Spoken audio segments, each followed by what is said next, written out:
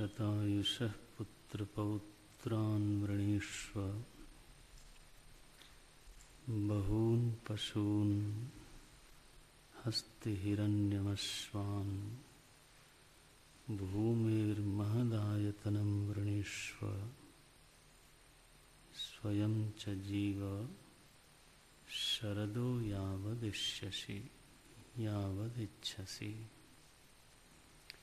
स्वयं च जीवत्वं जीव धारय शरीरं समग्र इंद्रियकलापं शरदो वर्षाणि यावदिच्छसि जीवितुम।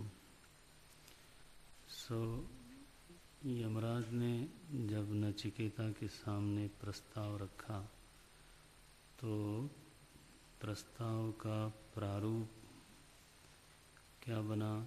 बोले 3 प्रस्ताव रखते हैं। एक तो परिवार का सुख, दुनिया में बहुत बड़ा सुख माना जाता है ये, और है भी। देहधारी के लिए जीव भाव में रहते हुए जो परिवार नाम की चीज़ है वो बड़ी चीज़ है, उसको कभी हल्का नहीं समझना चाहिए।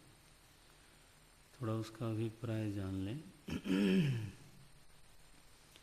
अभिप्राय ये है, परिवार शब्द का अर्थ होता है परितः आवृयते अनेन इति। हमारा व्यक्तित्व जिन लोगों से घिरा रहता है उसको हम परिवार बोलते हैं। परितः व्रियते परितः आवृयते अनेन इति। तो शरीर की ऐसी दशा है, चाहे वो सम्राट का शरीर हो, चाहे किसी रंक का शरीर हो, शरीर की एक ऐसी दशा है जहाँ पर शरीर स्वयं हमको सहयोग नहीं कर पाता, सहारा नहीं बन पाता, बल्कि शरीर को दूसरे के शरीरों की जरूरत पड़ती है।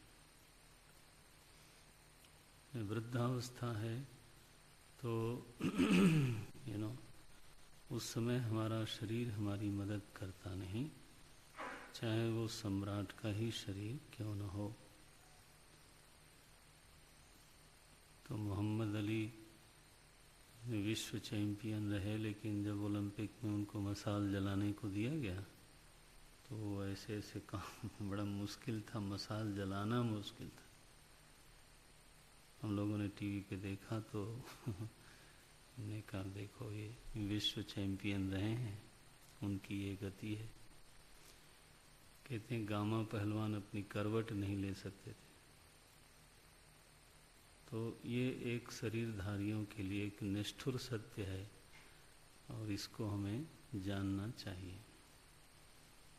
दूसरा बाल्यावस्था है, जहाँ पर अगेन छोटा बच्चा करवट भी नहीं ले सकता, तो अपना मलमूत्र भी साफ नहीं कर सकता।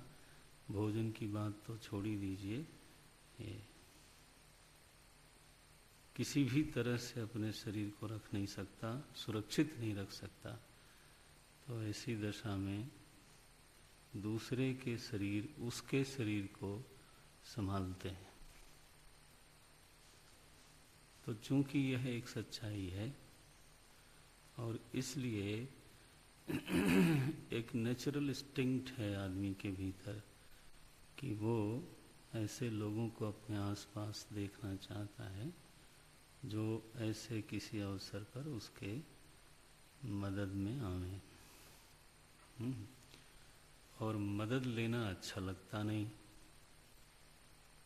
अब ये भी बड़ी समस्या है ना, शरीर ही नहीं है ना, मन भी तो है साथ में। तो दूसरे की मदद लेना किसी को अच्छा लगता नहीं, उसकी संवेदना कहीं न कहीं आहत होती है। तो फिर किसकी मदद ली जाए कि कम से कम बुरा लगे? यही विकल्प बचता है।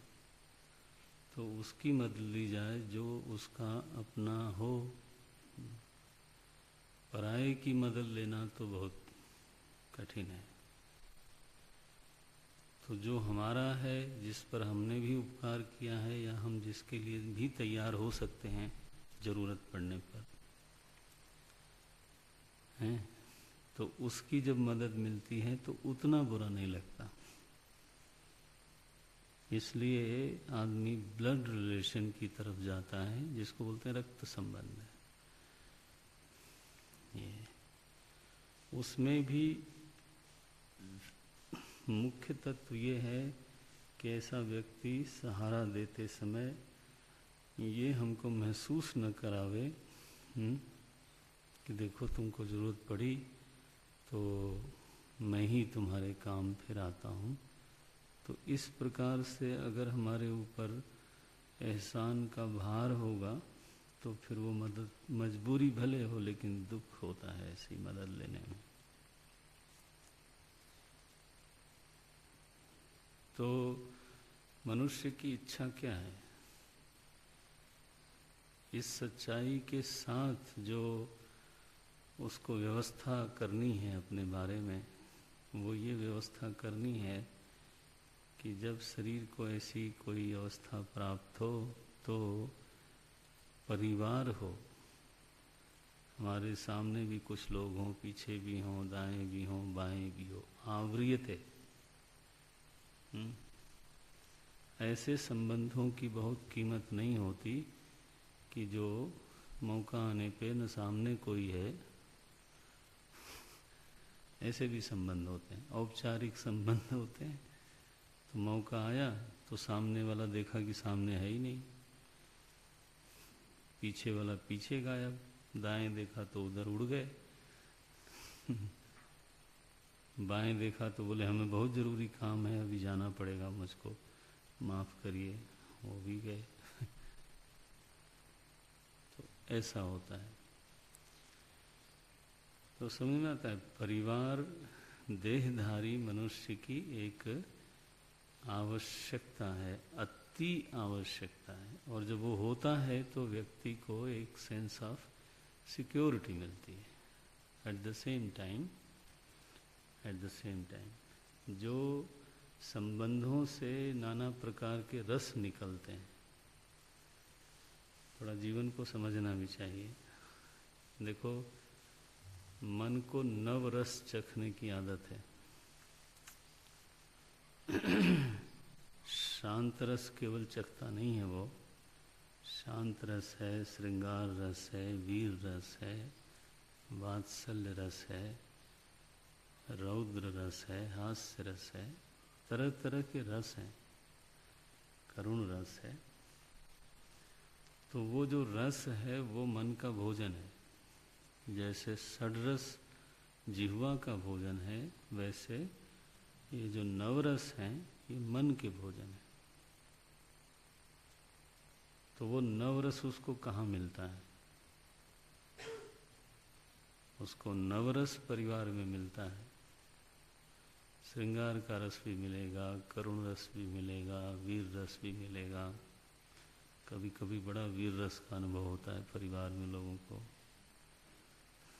कभी रौद्र रस भी होता है, यस, कभी बीभत्स रस भी होता है, कभी हास्य रस होता है, कभी शांत है। तो परिवार एक ऐसी यूनिट है जहाँ पर मन का भोजन मनुष्य को प्राप्त होता है। और वह रस भंग न होए उसके लिए तो जीवन में थोड़ी समृद्धि हो, बच्चे दीर्घजीवी हों, है ना, ये सब भी चीज़ें ज़रूरी हैं। तो जब ये सब चीज़ें रहती हैं तब आप समझो कि वो जो जीवन जो है वो रसीला है। तो भागवत जी में जब पंडित आत्मदेव को सन्यासी ने कहा कि सन्यास में बड़ा सुख है, तो उसने डांट दिया महाराज सन्यासी को। उसने कहा सन्यास शुष्क है वही, क्या बात करते हो, सन्यास की बात करते सरसो कैसे? गृहस्थाश्रम सरस है। अरे कुछ तो मदद करो भाई तुम लोग हैं। गृहस्थ सरसो कैसे एक शब्द है? गृहस्थाश्रम सरस है, संन्यासः शुष्क एव ही। शुष्क का मतलब क्या है? वहाँ अधिक से अधिक एक ही रस सिद्ध हो सकता है। देखो सबको अनुमान है। बाकी बेचारे रस कहाँ जाएंगे? और आदमी है रसीला, रंगीन, उसको ईस्टमैन कलर जिंदगी चाहिए। उसको जो है ब्लैक एंड वाइट ये नहीं मामला बनता। ये ऐसा बहुत पिक्चर बीत गया, वो बहुत हो गया हो। ब्लैक एंड वाइट नहीं चाहिए, ईस्टमैन कलर चाहिए। पहले ऐसे पिक्चर शुरू में आई तो लिखा जाता था कि ये पिक्चर जो है वो, हम तो यही पढ़ते थे ईस्टमैन कलर, मालूम नहीं उसका मतलब क्या है। मतलब हम यही समझते थे रंगीन होती होगी, मल्टी कलर होगी। तो जिंदगी ऐसी चाहिए जब तो परिवार चाहिए। बना तो नवरसात्मक जो गृहस्थाश्रम है, परिवार का सुख है, वो सुख अबाधित रहे, माने पूरा हो जाए। परिवार के सुख की जो आदर्श स्थिति हो सकती है, आदर्श, उसमें कोई विघ्न और उसमें कोई कमी ये नहीं। पुत्र पौत्रान कैसे शतायुष ऐसे हो, ये ले लो। जीवन बड़ा रसीला है, नवरसात्मक जीवन जियो। तो बोले भाई ये नवरसात्मक जीवन में धन होना चाहिए। गृहस्थाश्रम निर्धन हो तो सुदामा जैसा है योग्य सात्विक व्यक्ति भी बड़ा परेशान था। तो समृद्धि चाहिए, समृद्धि का अपना सुख है, running in plus all the time. जो चीज़ हमको चाहिए उससे ज़्यादा हमारे पास है, रिसोर्सेस हैं, तो समृद्धि का अपना सुख है। उसमें एक तो सुविधा का सुख होता है समृद्धि में, और आप बोलो और क्या होता है? हाँ, एक आवाज आई, निश्चिंतता का सुख होता है। नहीं ठीक है, मैं कोई व्यंग नहीं करूँगा, चिंतन होना चाहिए।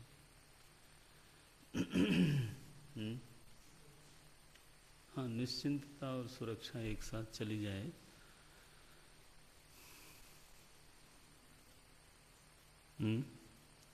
हैं? कौन बोल रहा है? जोर से बोले। नहीं होता, भयाक्रांत नहीं होता, वही माने सुरक्षा का सुख है। भविष्य का भय कम लगता है। क्यों भाई वासुदेव? और हैं? हाँ, वो सुविधा का सुख हो गया। तो हमने तो पहले बोला था एक तो सुविधा का सुख होता है, ये पहला वाला तो मैं नहीं गिन दिया, दूसरा आप लोगों ने गिना। हाँ, एक सुख होता है अभिमान का।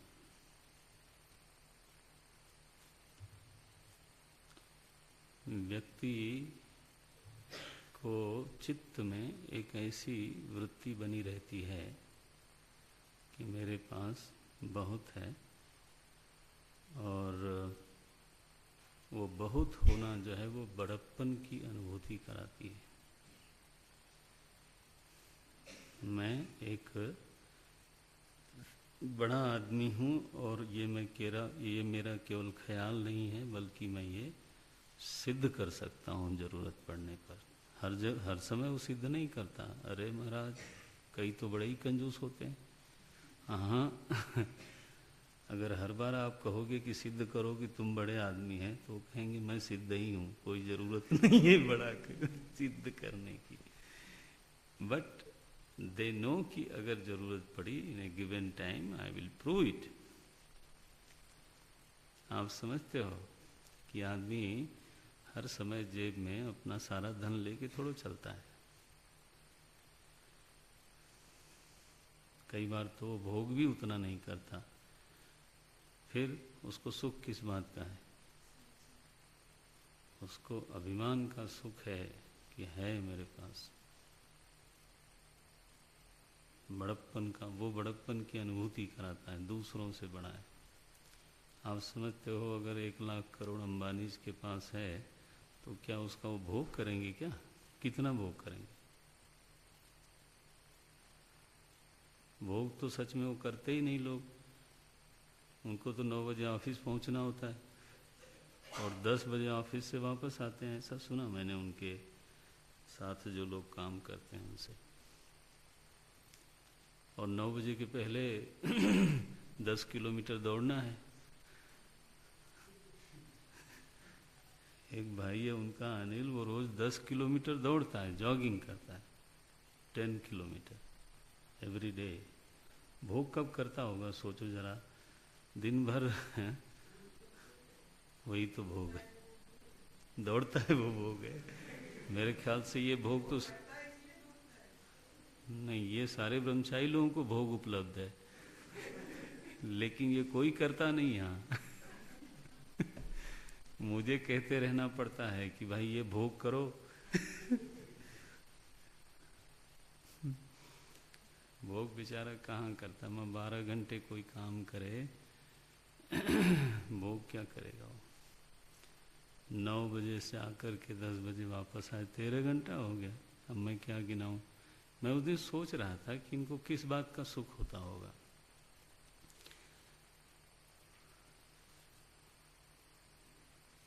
ये तो वर्किंग आवर हो गया, क्या घर जाके काम नहीं होता होगा? होता ही होगा कुछ न कुछ।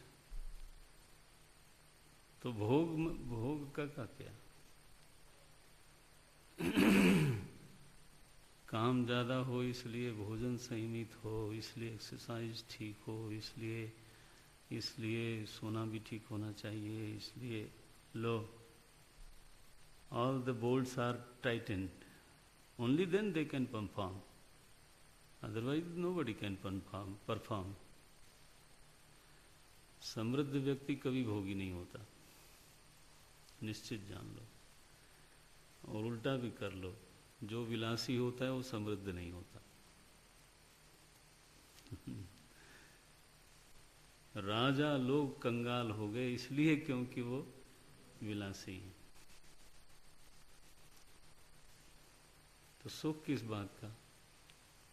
इधर है, इधर देश का सबसे नंबर 1 ये है। जब इस तरह से मन में आता है, and I have to maintain it. Chandigarh का नंबर 1 मैं ही हूँ, ये बात का सुख है। मैं बगरोटिया के यहाँ था तो अब देखो नाम कहाँ से निकल आया। तो उन्होंने कहा कि सुविधा के संबंध में जो चीज़ हमारे पास है उससे ज़्यादा पैसा और हमको कुछ दे नहीं सकता। It cannot buy more than what I have just now. Everybody has the imported car in the house. अब क्या चाहिए? रिपीट करने का क्या फायदा? तो मेरा कहना यह है कि समृद्धि का जो लिमिटेशन है वो ये है कि सुविधा देने में तो वो एक पॉइंट पे जा कर के एग्जॉस्ट हो जाती है। सुविधा का जहाँ तक प्रश्न है, उससे ज़्यादा सुविधा समृद्धि नहीं दे सकती। माने अगर आपको 5 शर्ट 10 शर्ट चाहिए तो आप चाहे 300 खरीद लो, लेकिन फिर उसका मतलब क्या है? वो तो एक तरह से आपने एक दुकान बना ली, पहनेंगे थोड़ो। यही तो सुविधा की एक लिमिटेशन है। ध्यान रखना, जब ऑफर किया जा रहा है, प्रस्ताव किया जा रहा है नचिकेता के सामने, तो हर चीज का अल्टीमेट,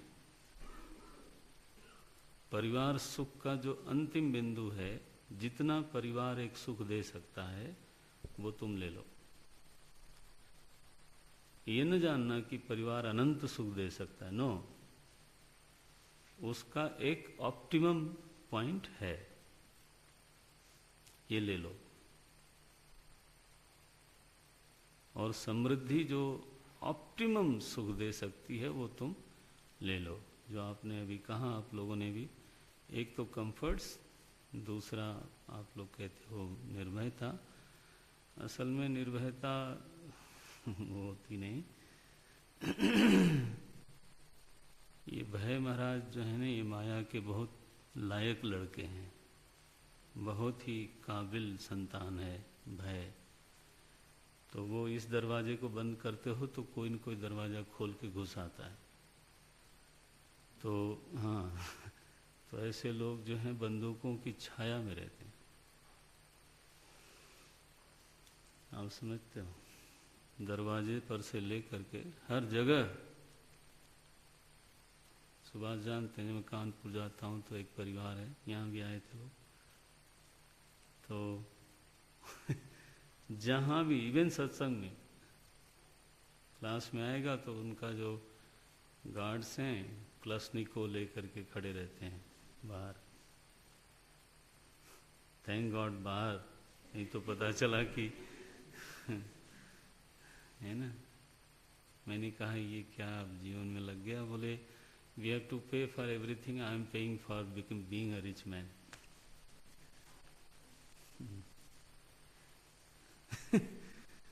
समृद्ध होने की कीमत दे रहा हूं। एक बार बच गया, किडनैप होते हो ना, हाँ, बस तब से लग गई।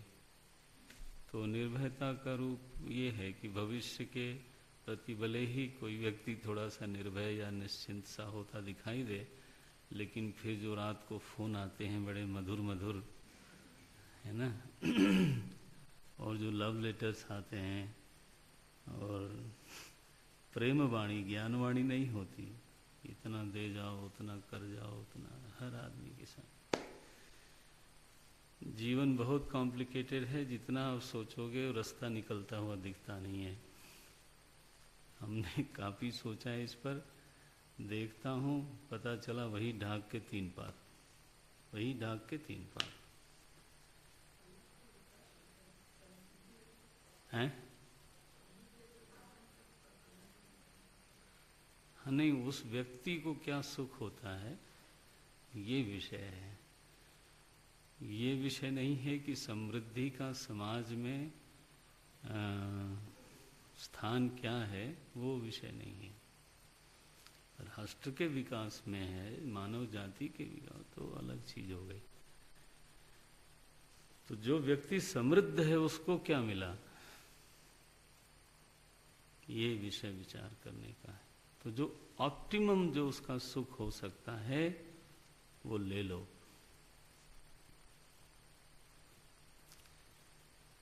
कोई नचिकेता को कोई रेवड़ियाँ थोड़ो दी जा रही थी, मूंगफली, बेटा मान जाओ, ऐसा थोड़ो। He is being offered the best.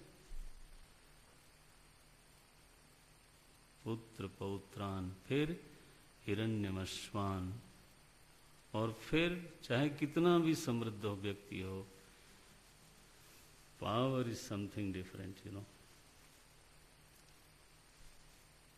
Tata हो चाहे अंबानी हो चाहे जो मर्जी हो, जो मिनिस्टर के पास पावर होती है ना, जो सत्ता के केंद्र पे बैठा हुआ व्यक्ति है, वो कहता है ये एयरपोर्ट बनाने का ठेका तुमको नहीं देंगे। अब आप तो ब्रह्मचारी लोग हो बेचारे, तो मैं आपको इन्फॉर्म करता हूँ, अंबानी से तो इस सरकार की थोड़ी दूरी रही है ना। कुछ लोगों को तो मालूम ही है, नहीं दिया। हालांकि इनका टेंडर कॉम्पिटिटिव था, बेटर था उससे जिसको दिया गया। तो पैसे होने से क्या होता है, हो तो आप एक व्यापारी। सत्ता जिसके पास है वो तो कोई और ही है।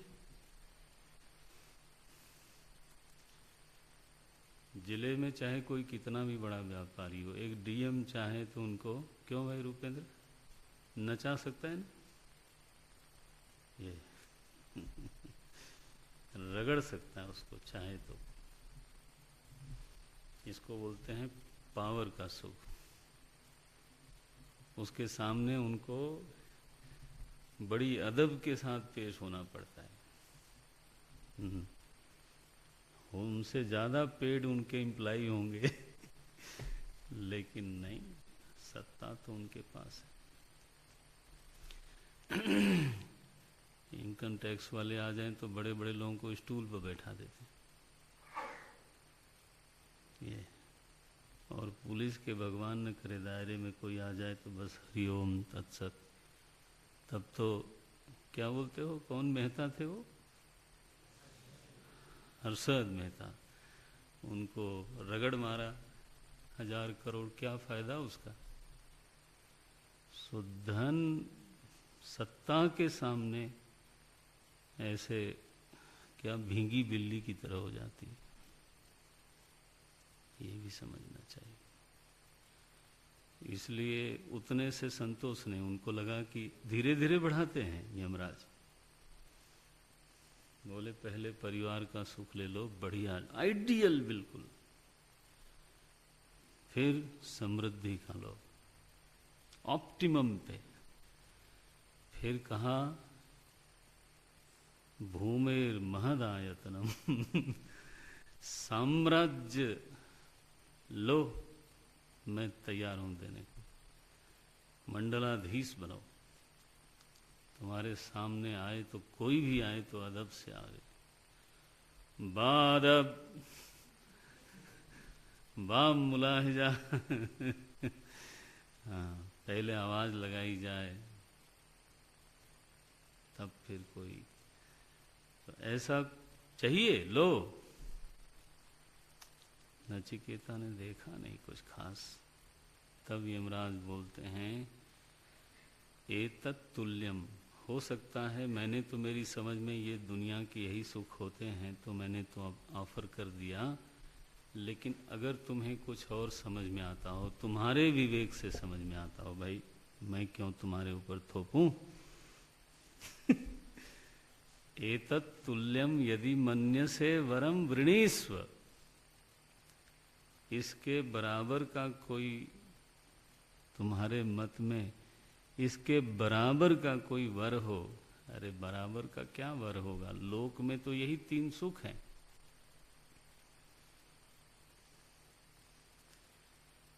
लौकिक सुख की इति है, आप समझ लो, परिवार सुख, समृद्धि का सुख, सत्ता का सुख। और लौकिक सुख में क्या सुख होता है, और एक एक ऐसा है महाराज जिसमें आदमी डूब जाए मगन हो करके, बस एक एक ऐसा है। The whole life can be invested, not on life, 10, 20, 50 जन्म भी ऐसे बीतना हो तो आराम से बीत ही गया, नादिकाल से चल रहा है। तो नचिकेता आपको कहते हैं कि मेरी सोच में तो जो था मैंने बता दिया तुमको, बट अगर तुमको कुछ लगता हो तो एतत् तुल्यम यदि मन्यसे वरम वृणीस्व वित्तम चिरजीविकाम च। भाष्यकार लिखते हैं एतत् तुल्यम एतेन, एतेन मने यथा उपदिष्टेन सदृशम अन्यम अपि यदि मन्यसे वरम तमपि वृणीस्व, और भी कोई तुम्हें चीज लगती हो वो मांग लो। किंच वित्तम प्रभूतम, तुम्हें धन शायद थोड़ा कुछ कम लगता हो तो वो मांग लो। वित्तम प्रभूतम हिरण्य रत्नादि चिरजीविकाम च, सहवित्तेन वृणीष्व। बहुत धन हो लेकिन जीविका का अभिप्राय क्या निकलेगा? हैं? हाँ, ऐसा समझना चाहिए। जब वित्त कह दिया तो जीविका का अभिप्राय ये निकालना पड़ेगा कि कई बार बहुत धन होता है किसी के पास, लेकिन अब वो खर्च हो रहा है और उसको मालूम है कि ऐसी 7 पीढ़ी भी खर्च करेगी तो हमारा खत्म नहीं होने वाला है, बट खर्च हो रहा है, तो उस धन का जो सुख है ना वो खंडित हो जाता है। धन का सुख तब बना रहता है जब नदी में ऊपर से पानी आवे भी, पकड़ में आया, धन होवे और हाँ धन आता भी रहे, बंद हो जाए तो बहुत मुश्किल है। सरकार ने एक नियम चलाया वीआरएस, उन्होंने कहा आप लोग अपना अपना रिटायरमेंट ले लो, हम इकट्ठे आपको पैसा दे देंगे। अब बैंक वालों ने काफ़ी वीआरएस लिया और भी लोगों ने लिया, बैंक वालों ने भी लिया, बड़े कैलकुलेटिव कि इतना हमें मिलेगा, फिर जमा करेंगे, फिर इतना तो पर महीना हो जाएगा, फिर ये होगा वो होगा, गणित वणित लगाया। सरकार ने धीरे से इंटरेस्ट रेट ही घटा दिया। वो बेचारे सोचे बैठे थे 12%, कोई 10% और कितना है 6%, बस हो गया। हरिओम तत्सत। सारा जो गणित है, क्योंकि अब तनख्वाह वाला तो मामला रहा नहीं, जीविका तो नहीं रही, धन है लेकिन है जीविका नहीं है। श्रुति का शब्द देखो कितनी पहुंच है। वित्तम, फिर अलग से लिखा चिरजीविकाम च, ऐसी जीविका ले लो जिसमें रिटायरमेंट ही नहीं होता। चिर शब्द लिखा। बोले महाराज ऐसी जीविका क्या है जिसमें रिटायरमेंट ही नहीं होता? बोले डॉक्टर बन जाओ।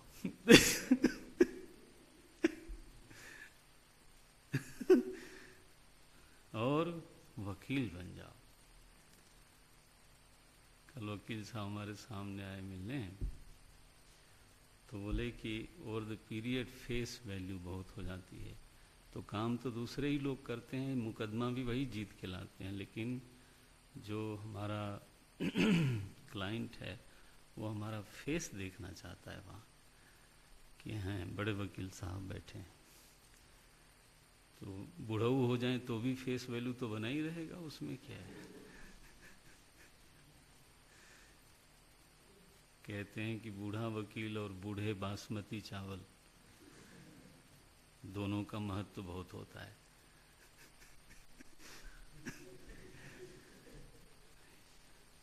भाई प्रकरण ऐसा है, मैं क्या बोलूं।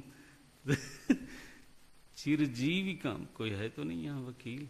डॉक्टर तो मैंने इसलिए छोड़ दिया इमीडिएटली, वकील पे आ गया था मैं, क्योंकि दो तीन डॉक्टर दिखे तो मैंने कहा अरे भाई ये खतरनाक क्षेत्र है।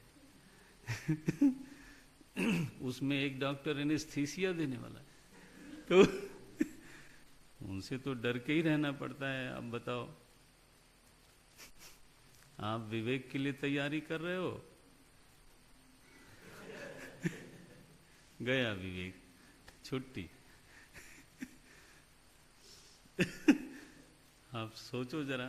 नहीं, खैर वो तो भले के लिए ही करते हैं। सो महाभूमौ नचिकेता त्वम एधि। अरे नचिकेता, महाभूमि प्राप्त करो। कम पड़ गई क्या जमीन तुमको?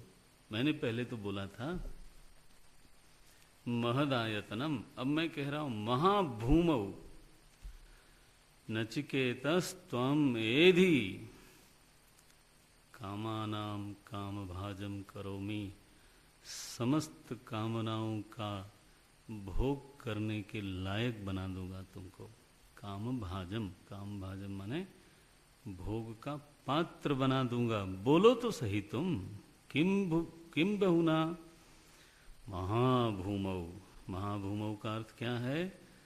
महत्याम भूमौ राजा। ये थोड़ो कि कोई हल चलाने का काम दे दूंगा। ये एक विचित्र सत्य है। आई टेल यू, सत्ता का संबंध हमेशा भूमि से होता है, धन से नहीं होता।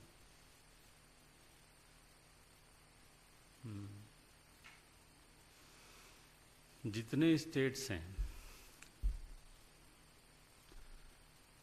अधिकतर जगह पे जो चीफ मिनिस्टर है उसका संबंध जमीन से होगा।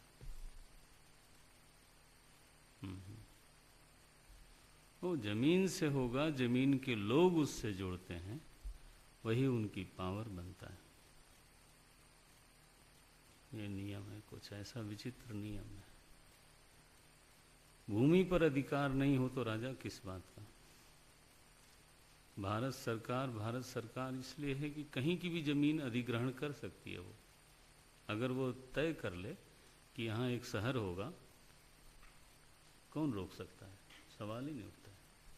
आप चाहे जो मर्जी कह लो कि हमारी पर्सनल जमीन है, कहेगी पर्सनल जमीन, मैं तो राजा हूं।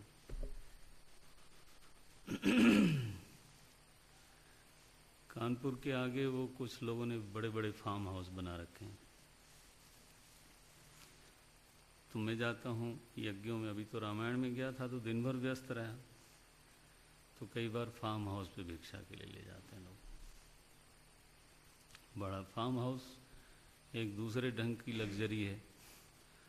तो वहाँ जाना तो मुझे कहा गया कि ये शायद अब ख़त्म हो जाएगा। मैंने कहा क्यों भाई? बोले ये कानपुर एक्सटेंशन का जो बड़ा प्लान है उसमें ये सब आता है। मैंने कहा भाई ये तो आपकी पर्सनल ज़मीन है। बोले पर्सनल कुछ नहीं होती। एक बार जब वो तय करते हैं आपको कंपनसेशन देते हैं। अरे नगर का नगर उठा देते हैं, टेरी गढ़वाल को उठा दिया नहीं? उनकी सारी संपत्ति, सारी भूमि उनकी है। राजा माने भूपति।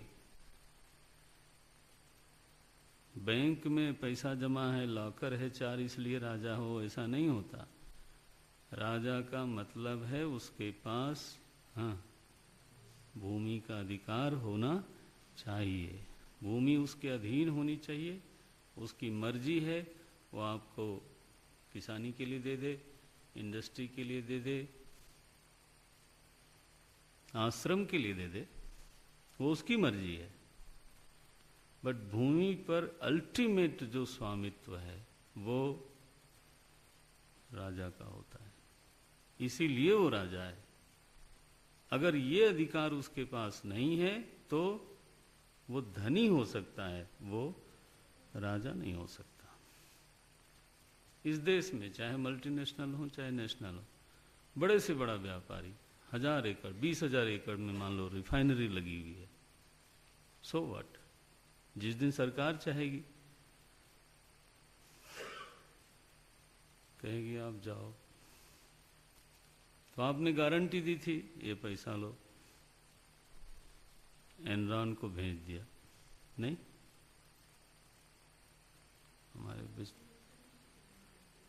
हमारे बेचारे ब्रह्मचारी, एनरॉन का कहीं नाम ही नहीं सुना होगा, कुछ लोगों ने शायद सुना होगा। तो आपको बुद्धू ब्रह्मचारी नहीं बनना है। You have to know everything. मालूम होना चाहिए दुनिया में किधर क्या हो रहा है। तो ऐसा होता है, मर्जी उनकी चलती है। आपके पास चाहे जितनी मर्जी पैसा हो, फॉरेन रिजर्व हमसे ज्यादा हो, सरकार से ज्यादा किसी के पास है, सो व्हाट? तो राजा भूपति का मतलब क्या है? भाष्यकार क्या लिखते हैं? राजा नचिकेता भूमि का स्वामी बनो, तुम राजा बनो। महाभूमौ महत्याम भूमौ राजा नचिकेतः त्वम एधि भव, यदि माने भव, बन जाओ, प्राप्त कर लो। किंच अन्यत कामानाम दिव्यानाम मानुषाणाम, कामानाम के साथ एक विशेषण लगाया भाष्यकार ने, मानुषाणाम माने मनुष्योचित जो भी कामनाएं तुम्हारे चित्त में आ सकती हैं। ध्यान रखना ये शब्द महत्व का है। हर चीज का एक ऑप्टिमम पॉइंट होता है, हर चीज का एक उच्चतम बिंदु है। तो मानुष आनंद एक यूनिट है कि मनुष्य उस बिंदु तक जा सकता है। तो वो बोलते हैं अन्यत कामानाम दिव्यानाम मानुषाणाम च त्वा, त्वा माने त्वाम कामभाजम करोमि, कामभागिनम कामारहम करोमि, भोग के लायक बना दूं तुमको। कहो, तुम कहो, मुझ में वो सामर्थ्य है। सत्य संकल्पो ही अहम देव, मैं ऐसा देव हूं, सत्य संकल्प हूं। जो मैं कह दूंगा वो हो जाएगा, तुम बोलो तो सही। एक कहां से एक संशय को लेकर के मेरे सामने खड़े हो गए। क्या विचिकित्सा मनुष्य, व्हाट इज देयर विचिकित्सा लेकर के। राजा बन के जियो, 15 ट्रस्ट तुमको ट्रस्टी बनावेंगे, वहां गुरुकुल चलाना, कभी कभी जाके सुपरवाइज करके चले आना, सत्संग में नहीं बैठना। क्योंकि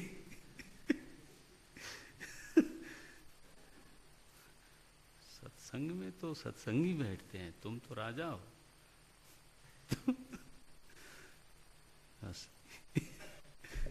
ये है दुनिया। बोले तुम क्या इसमें पड़े हुए हो यार। समृद्धि का परम सुख, परिवार का परम सुख। नचिकेता तो सीधे देख नहीं रहा था, बीच बीच में खिड़की की तरफ देख रहा था। तो यमलोक में है। अब ये गुरुदेव की बात बोल रहा हूं, मेरा नहीं है ये। तो बोले यमराज ने देखा ये बार बार खिड़की के बाहर क्या देखता है। तो देखा कि रथों में कुछ अप्सराएं जा रही हैं। बोले हो, अभी तो ये छोटा है, he is interested in these things. ये गुरुदेव ही बोल सकते हैं, मेरी क्या हिम्मत। बोले हैं अच्छा कोई बात नहीं, अगर ये चाहिए इसको तो वही सही। देखो क्या लिखते हैं, ये कामा दुर्लभा मर्त्यलोके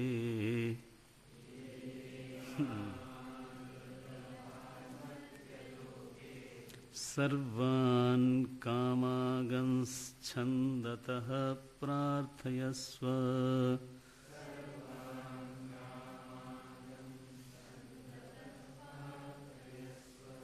इमा रामाः सरथाः सतुर्याः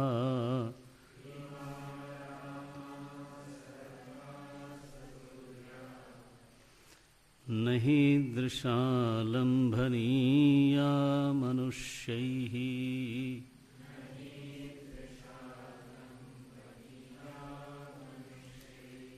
आभिर्मत्प्रत्ताभिः परिचारयस्व।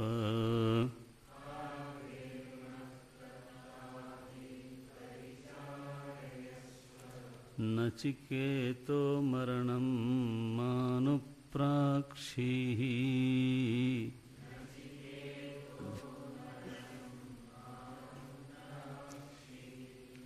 ये कामाः, कामाः माने जिसकी लोग इच्छा करते हैं।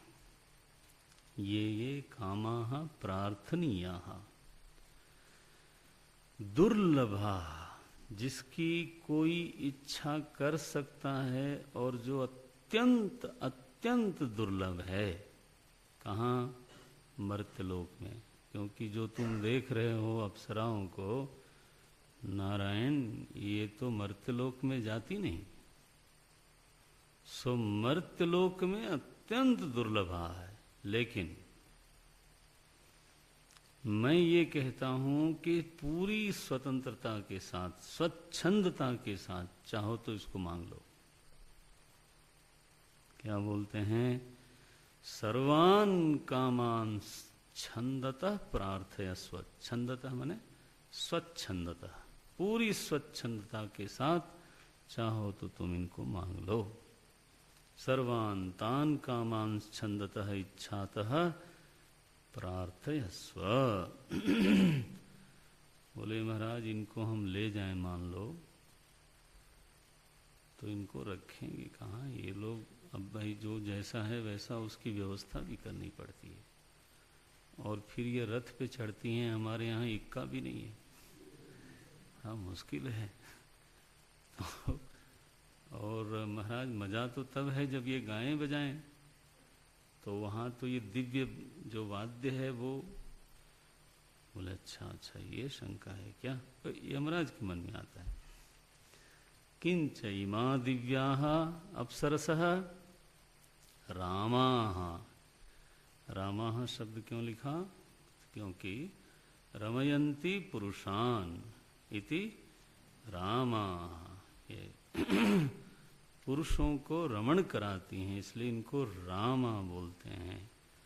ये सब अपनी अपनी मर्सिडीज के साथ जाएंगी, ये थोड़ो कि ऐसे पैदल चली जाएंगे और तुम वहाँ रिक्शे पे बैठा के इधर उधर ले जाओगे। Nothing doing. ये नहीं होने वाला है।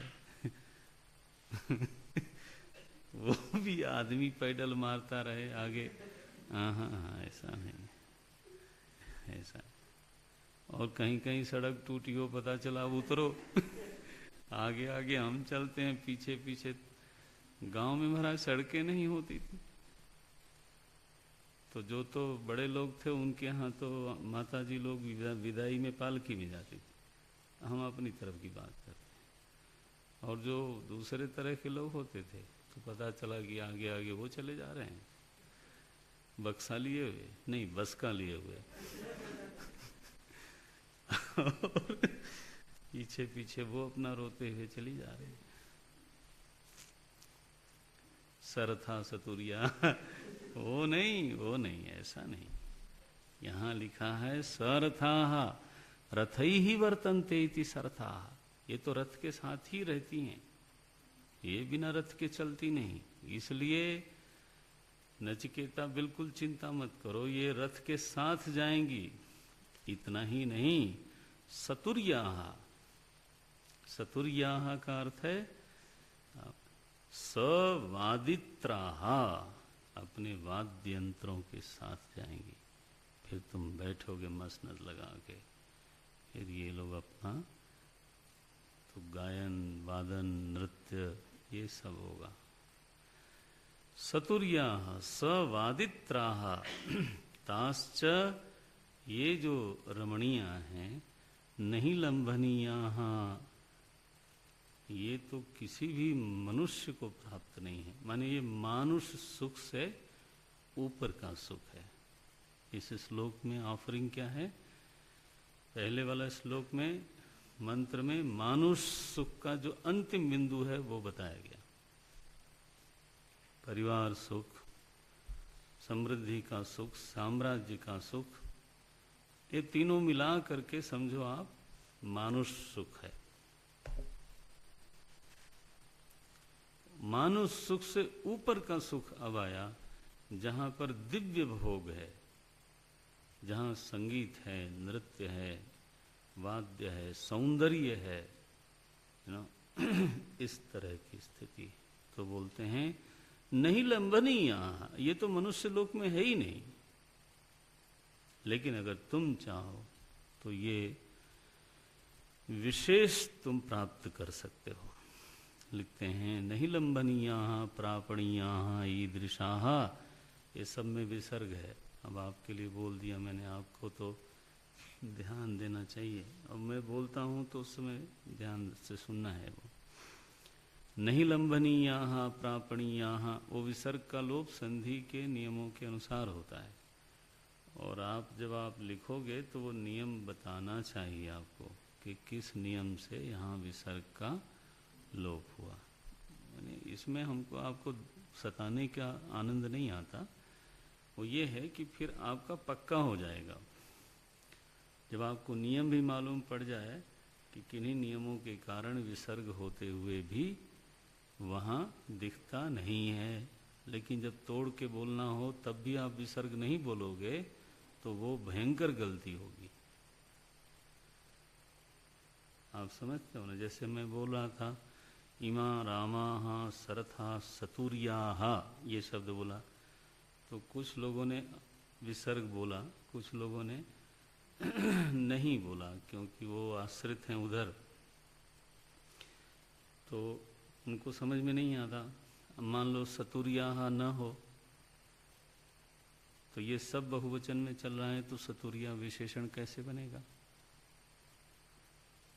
रामा सरथा उसी का विशेषण है क्या? सतुरिया, तो वो एक वचन में कैसे आ जाएगा? ये नहीं दृशाहा, अगर विसर्ग यहाँ न हो तो फिर वो इसका विशेषण कैसे बनेगा? नियम एक है, आप कारक में जानते होंगे, यानी वाक्य रचना के समय आपने सुना होगा, विशेष्य की विभक्ति के अनुसार वचन के अनुसार ही विशेषण की विभक्ति और वचन होता है। ये तो रामा ये विशेष्य है।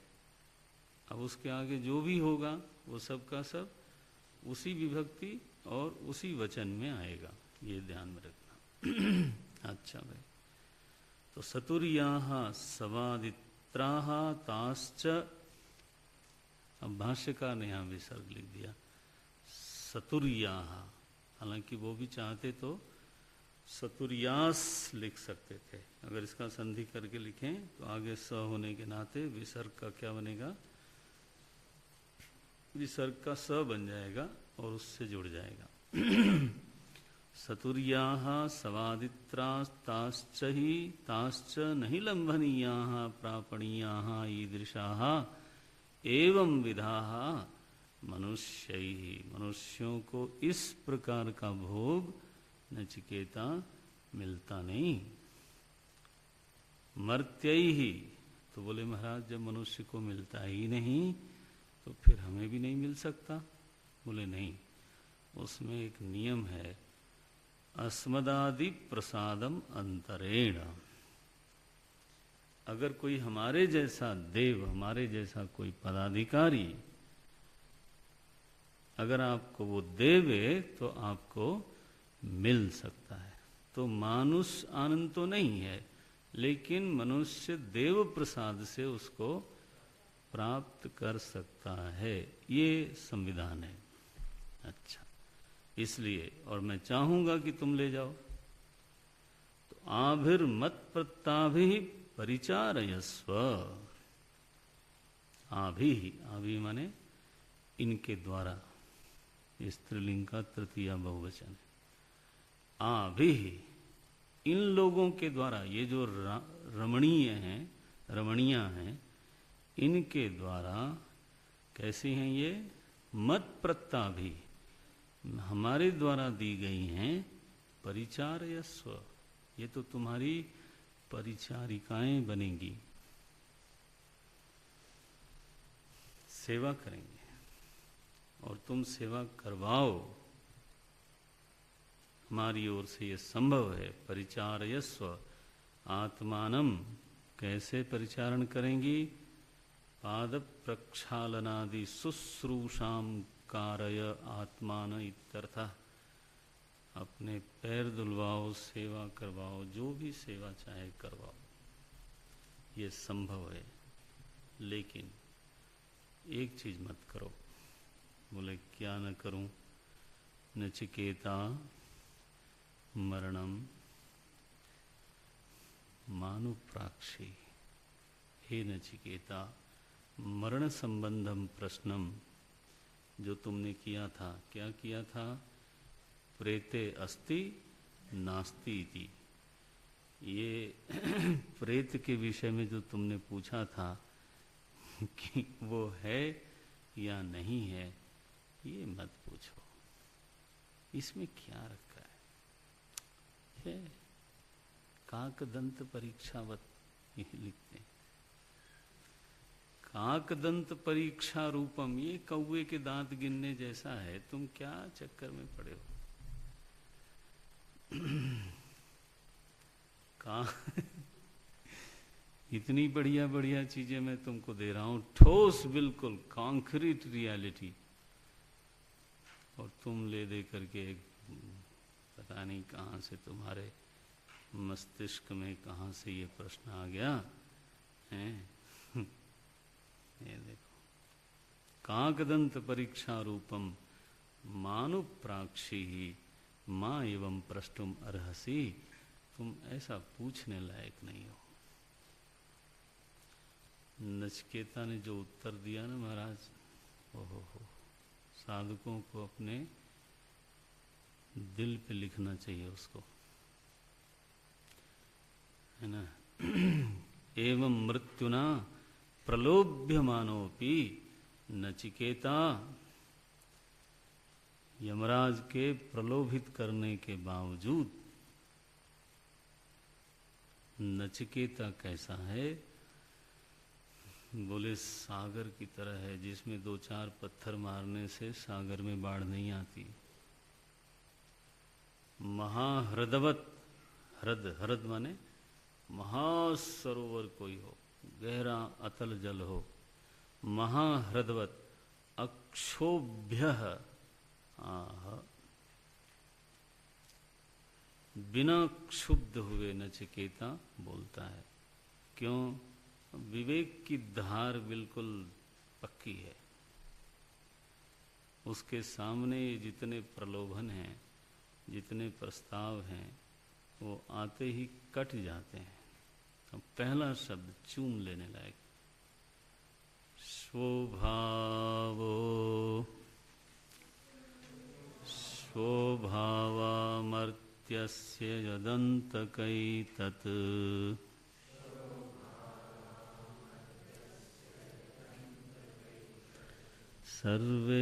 सर्वेन्द्रियाणां जरयन्ति तेजः,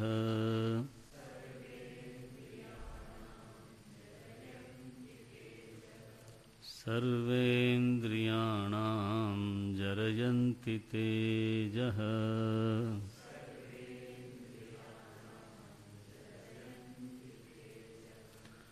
अपि सर्वं जीवितमल्पमेव,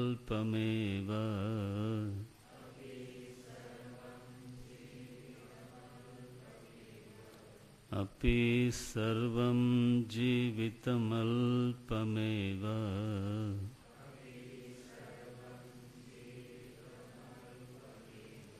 तवैव वाहास्तव नृत्यगीते,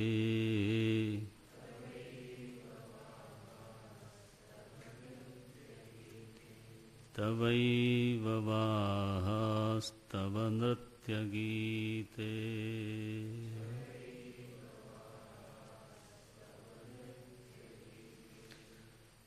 स्वभावाः स्वभविष्यन्ति न भविष्यन्ति वेति सन्दिह्यमान एव येषां भावो भवनं त्वयोपन्यस्तानां भोगानां ते स्वभावाः।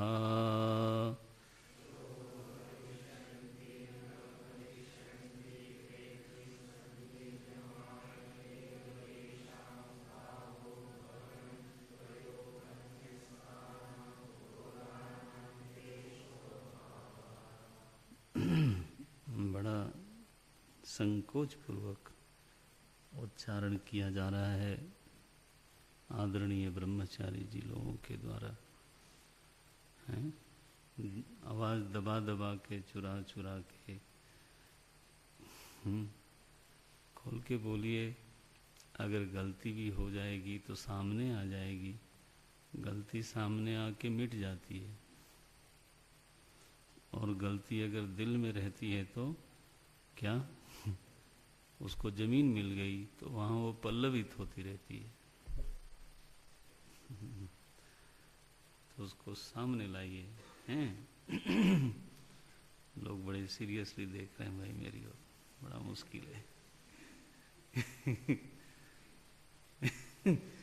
अच्छा चलो मैं आगे बोलता हूँ।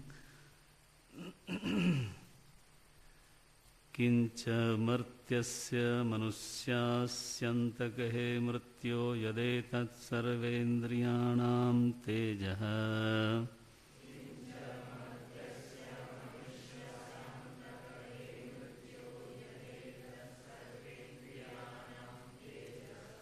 तज्जरयन्ति अपक्षयन्ति अप्सरप्रभृतयो हि भोगाः अनर्थायेवैते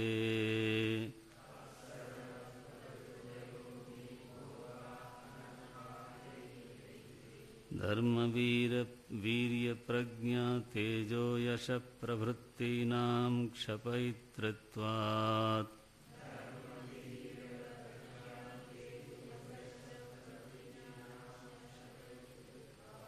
यां चापि दीर्घजीविकां त्वं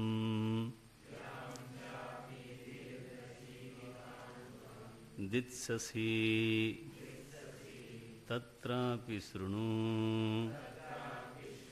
सर्वं यद्ब्रह्मणोऽपि जीवितम् आयुरल्पमेव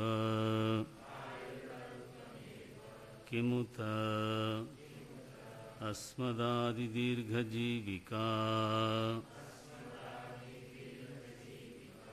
अतस्तवैव तिष्ठन्तु वाहारथादयस्तथा तुल्यगीते च नृत्यगीते च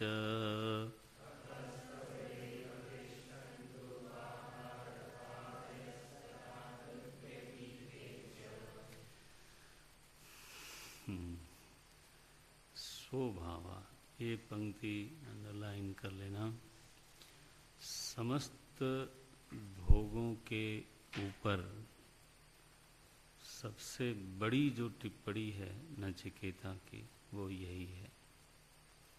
इस श्लोक को तो जरूर याद रखना चाहिए। तो हो सकता है संध्या की कक्षा में मैं सुनना चाहूँ। स्वभावाः मर्त्यस्य यदन्तकैतत् सर्वेन्द्रियाणां जरयन्ति तेजः अपि जीवित सर्वमल्पमेव अतिजीवितम् अपि सर्वं जीवितमल्पमेव तवैव वाह तव नृत्यगीते। तो मेरा तो याद हो गया, मैं आपको सुना सकता हूँ, अभी भी सुना सकता हूँ, शाम को भी सुना सकता हूँ। अब आपकी बारी है। क्यों भाई? पक्का है। तो ये याद रखना चाहिए, ये जीवन में आपको प्रकाश देता रहेगा। नचिकेता ने जो बेरुखी दिखाई यमराज के सारे प्रस्तावों के ऊपर, वो कोई आवेश नहीं था। कई बार आदमी भोगों के प्रति उपेक्षा भाव रखता है, मूड नहीं होता, इसलिए मूड नहीं है, नहीं चाहिए, लाइक दैट। पेट भरा हुआ हो तो आपके सामने नाक तक नहीं, नाक तक नहीं, वो निकल जाएगा। यहाँ तक, हाँ, नटई तक। नटई तक अगर भरा हुआ हो, वो विनोद सुनाते हैं लोग कि वो डॉक्टर साहब के यहाँ गया, बोला कि महाराज बहुत गड़बड़ है, एकदम चढ़ा रहा है, कुछ करिए। तो उसने एक टैबलेट दिया। उसने कहा ये टैबलेट मैं कैसे खाऊं?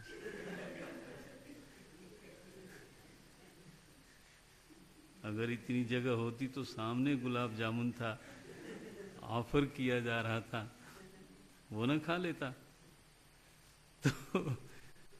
तो जब ऐसी स्थिति हो तो गुलाब जामुन के प्रति विरक्त हैं। कोई विराग, ऐसो विराग नहीं। विवेक से निष्पन्न वैराग्य है, पूरा विचार है उसके पीछे।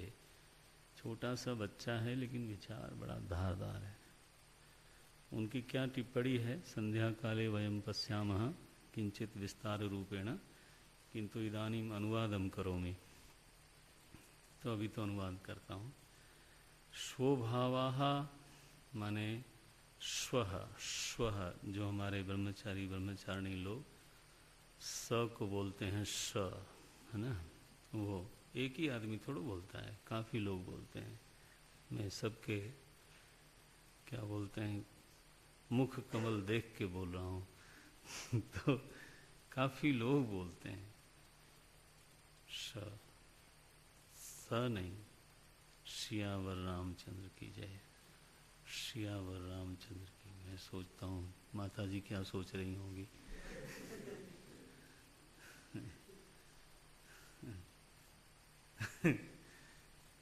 उनको लग रहा होगा कि क्या हो रहा है एनीवे तो श्वः, श्वः माने होता है कल। स्वभावा बोले जितने प्रस्ताव आपने किया है उनका टोटल कैरेक्टरिस्टिक ये है, उनकी पूरी प्रकृति ये है। देखो आप, स्वः भविष्यन्ति न भविष्यन्ति वा इति संदिह्यमाना संदिह्यमानः एव येषां भावः भवनम। जिन चीज़ों का होना हमेशा ही संदेह से आक्रांत है,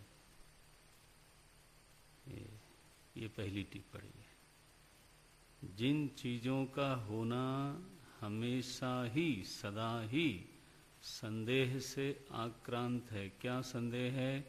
स्वः भविष्यन्ति न भविष्यन्ति वा इति, ये कल रहेंगी नहीं रहेंगी। कोई बड़ा से बड़ा व्यक्ति इस बात को सुनिश्चित नहीं कर सकता कि अगले क्षण में रहूँगा नहीं रहूँगा। रह जाए तो 100 साल रह जाए, स्वास्थ्य रह जाए तो बहुत अच्छा है, यश रह जाए तो रह जाए, नहीं तो कहीं पता चला अफवाह ही कोई। माता जी के लिए बताइए, अफवाह खुल गई, धन रह जाए तो रह जाए, नहीं रहे तो कोई गारंटी नहीं दे सकता। तो चूंकि यह संदेह हर उपलब्धि में, दुनिया की हर उपलब्धि में यह संदेह संयुक्त है, और इसलिए कभी कोई वस्तु हमको निर्भय नहीं कर सकती। क्यों? क्योंकि मेरे चित्त में तो ये वृत्ति बनी हुई है कि ये चीज रहेगी या नहीं रहेगी। जब नहीं रहेगी तो हमारी मदद कौन करेगा? आया ना भय? अभी तो है स्वामी जी, अभी तो है, लेकिन क्या लेकिन? वो अगला वाला विकल्प, जब नहीं रहेगा तब। ये देखो, अभी तो धन है, अभी तो स्वास्थ्य है, अभी तो उम्र है, अभी तो आश्रम में है, अभी तो घर के सब लोग हैं, अभी तो जरूर लगाएंगे, और फिर आगे लेकिन जरूर लगाएंगे। लेकिन हाँ, अभी तो सब लोग मुझसे प्रेम करते हैं, हाँ हाँ, ऐसी कोई चीज बताओ, दुनिया की कोई चीज बताओ जो इस संदेह से त्रस्त न हो। और जो त्रस्त वस्तु है उसी को लेके हम निर्भय होना चाहते हैं। हाँ, बच्चे लोगों ने कहा कि सुरक्षा मिलती है धन से, तो वो सही है किसी हद तक, मैं उसका एकदम खंडन नहीं कर रहा हूं, लेकिन वो सच्ची बात यह है कि केवल परमात्मा के अलावा कहीं कोई निर्भय नहीं हो सकता। थोड़ा और सोचो न बिभेति कुतश्चन आनंदम ब्रह्म विजानात्। श्रुति वाक्य है, ये कोई बच्चों का वाक्य नहीं। नहीं तो अब तक तो लोग निर्भय हो ही गए होते। जिसके सहारे निर्भय होना चाहते हैं वो तो संदेहग्रस्त है। कितनी बड़ी टिप्पणी है। स्वभावा संदिह्यमानः भावो भवनम येषाम। क्या संदेह है? स्वः भविष्यन्ति न भविष्यन्ति वा इति संदिह्यमानः येषाम भवनः भावो।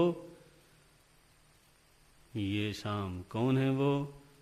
त्वया उपन्यस्तानाम भोगानाम, आपके द्वारा जितने भोग प्रस्तावित हुए उन सब की प्रकृति, सबकी प्रकृति एक ही है।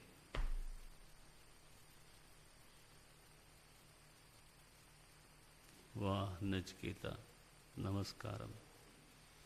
एक टिप्पणी में पानी फेर दिया, सारे भोगों की कमर तोड़ दी। बोले महाराज किससे आनंद लेने की बात करते?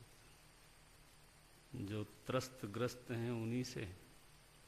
फिर मान लो जब तक हैं तब तक तो मजा करो। बोले मजा करो, मजा करने में कुछ नुकसान हो जाता है। चीज हो इसका मतलब ये नहीं कि मजा ही करना है। क्यों? सर्वेन्द्रियाणाम जरयन्ति तेजः। ये तो सारी इंद्रियों के जो स्वाभाविक तेज हैं ये भोग उनको नष्ट करता है। ठीक है, आपके पास 1000 चीजें हैं, भोग किया जा सकता है। इट डज नॉट मीन कि आप शुरू हो जाओ। और अगर आप करने लग जाओगे तो फिर जरयन्ति तेजः। भोग होना अलग चीज है, भोग करना गलत चीज है। ये बोल दिया महाराज। देह यात्रा को ठीक रखने के लिए जितना आवश्यक है विहित वो करना ठीक है, लेकिन अगर कोई भोग को साध्य बनावे तो बस थोड़े दिनों की बात है। तब महाराज वो ब्यूटी पार्लर में जाके त्वचा की दीप्ति नहीं आती। स्वस्थ त्वचा में स्वतः दीप्ति होती है। स्वस्थ शरीर में इंद्रियों का स्वतः तेज होता है, और संयमित व्यक्तित्व में बुद्धि में जो तेज होता है, मन में जो बल होता है, वो दुनिया को नहीं, मयस्सर नहीं जिसको बोलते हैं। गांधी जी महाराज के सामने उस समय की विश्व सरकार नहीं हिलती थी। उनके मनोबल को ब्रिटिश सरकार दबा नहीं पाती थी। कितना बल होगा सोचो आप। चर्चिल ने कहा एक गुलाम देश का अधनंगा आदमी जिसको कपड़ा पहनने की तमीज नहीं, आप लोग इतना मान देते हो, कोई खड़ा नहीं होगा उसके सम्मान में। ये महाराज जैसे ही पहुंचे वो खुद ही खड़ा हो गया। Hello mister Gandhi. जब प्राइम मिनिस्टर खड़ा हुआ तो नेचुरली एवरीबॉडी स्टॉप। तेज बोलते हैं इसको। ऐसा चुंबकीय व्यक्तित्व था कि राष्ट्र के सारे महापुरुष उसके इर्द गिर्द हो गए, हीरों की तरह। पंडित मदन मोहन मालवीय, राजगोपालाचारी, राधा कृष्णन, नेहरू जी, पटेल, पंत जी, रविन्द्रनाथ टैगोर जैसा व्यक्ति, सारे लोग ऐसे मेन बीच में। आप जानते हो गांधी जी का ऐसा व्यक्तित्व क्या था? भोगी जीवन के सामने एक बार राजाओं को कह दिया सबके सामने ही कि चोर हो तुम लोग। नारायण कोई सभा बुलाई, प्रसिद्ध हो गए थे तो राजा लोग आए, सब लोग राजाओं की ही सभा थी। बड़े बड़े कंठा पहन पहन के रत्नों का। तो गांधी जी ने कहा ये कि देश में इतनी गरीबी है और आप लोगों का ये रूप देख करके कितना बल था, सोच सकते हो आप। कहाँ से आया? संयम से आता है, भोग से नहीं आता। ये जो बल है वो संयम से आता है, साधना से आता है। जरयंती तेज, नचिकेता कहता है आप क्या मेरे दुश्मनी करने निकले हो? थोड़ा बहुत जो तेज है वो भी खत्म करना चाहते। ये लो, बड़ी जोरदार टिप्पणी है। सर्वेंद्रियाणाम हे अंतक, आपका नाम सुना था कि आप सबका अंत करने वाले हो, मेरे पीछे क्यों पड़े हो?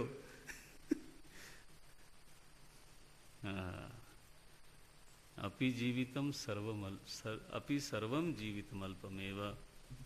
दुनिया में चाहे कोई 50 साल जिए चाहे 100 साल, किसी को ये लगता नहीं कि मैं बहुत जी गया। आज तक किसी को नहीं लगा। मुझे मधवाल जी ने एक बार कहा, वो उस समय मेरे ख्याल से 85 साल के थे, तो मैं कभी मिल जाए कोई तो परिचय कराता था, तो कहता था आप गेस करो इनकी उम्र क्या है, क्योंकि वो स्वस्थ लगते थे। तो कोई 70, कोई 65 बोलता था, तो हमें बड़ी खुशी होती थी। एक दिन टहलते टहलते मुझे बोले, महाराज, मुझे महाराज बोलते थे, तो महाराज आप मेरी उम्र मत किसी को बताया करो। मैंने कहा मैंने सुना है कि ये रोग दूसरों का है, अम्मा लोग कई बार उम्र नहीं बताती हैं, ऐसा सुना है मैंने, लेकिन आपको क्या परेशानी है? बोले परेशानी नहीं, मुझे याद आ जाता है कि मैं इतना जी गया, मैं 85 साल। जब कोई याद न दिलावे तो मुझे तो कभी याद ही नहीं रहता। मैं तो लगता है कि बस कल से ही तो शुरू हुआ, आज से ही शुरू हुआ है रादर। अच्छा, आपको कभी लगा कि आप 23 साल जी गए? 28 साल भी बहुत होता है। बहुत हो गया यार, बंद करो अब। अरे क्या बोलते हो? सर्वम जीवितम, देखो सी द ब्यूटी, सर्वम जीवितम अल्पमेव। लगता ही नहीं किसी को कि बहुत हो गया, तो आप कितना दे दोगे? वो रहेगा अल्प का अल्प ही। इसलिए मुझे निवेदन ये है कि आप जरा मेरे प्रश्न की तरफ आइए, और ये जो वाहन और गीत है इसको जरा अपने पास रखिए। मेरे पास स्टोर रूम भी नहीं है रखने का। तबई वहाँ अब ये इतनी बड़ी गाड़ियां खड़ी होंगी, खड़ी कहाँ होंगी? पिताजी ने तो सब दान कर दिया। सर्ववेदसम ददौ, बहुत जोरदार है। तवई वहाँ तव नृत्य गीते। ओम ओम।